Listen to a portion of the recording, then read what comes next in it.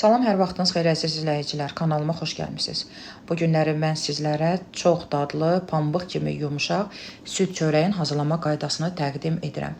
İlk olaraq balatanı, yəni maya qarışığını hazırlayırıq və təxminən 5 dəqiqə gözləyirik ki, maya aktivləşsin. Dərin qaba ələnmiş unu, duzu və sarıkökü əlavə edib qarışdırırıq. Sonra aktivləşən balatanı, kərə yağını, yumurtaları, şəkər tozunu və ilıq südü hissə-hissə əlavə edərək yumuşaq bir xəmir yoğururuq. Əziz izləyicilər, xəmiri yaxşı yoğurmaq mütləqdir. Nəticədə yumuşaq, ələ yapışmayan bir xəmir alınır. Baxın, görün necə yumuşaqdır. İndi üstünü örtüb, isti yerdə mayalamağa qoyuruq. Budur, xəmirimiz gözəl mayalanıb. Dəzgaha alıb 1-2 dəqiqədə yoğururam. Mən xəmiri tərəzidə ölçüb 5 bərabər hissəyə böldüm. Hər kündə 400 qramdan oldu. Kündəliyirik. Sonra üstünü örtüb 15 dəqiqə bu cür saxlayırıq.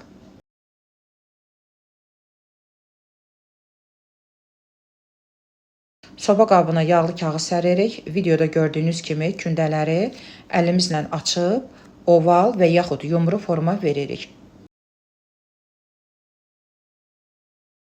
Soba qabına yerləşdirib, üstünü örtürük. İkinci dəfə də mayalamağını gözləyirik.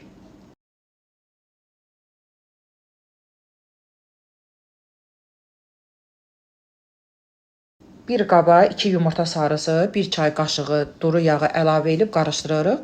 Sonra çörəklərin üzərinə fırça ilə çəkirik. Çəngəllə üzərinə zövqümüzə uyğun naxışlar vururuq. Ən axırda küncüt səpirik.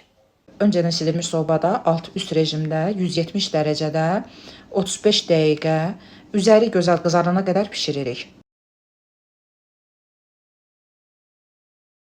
Görün necə gözəl alınıbdır. Əziz izləyicilər, hazırlayanlara nuş olsun, göz haqqınızı halal edin. Videomu bəyəndinizsə, like etməyi, kanalıma abunə olmağı, fikirlərinizi şərh bölməsində yazmağı unutmayın. Allaha əmanət olun.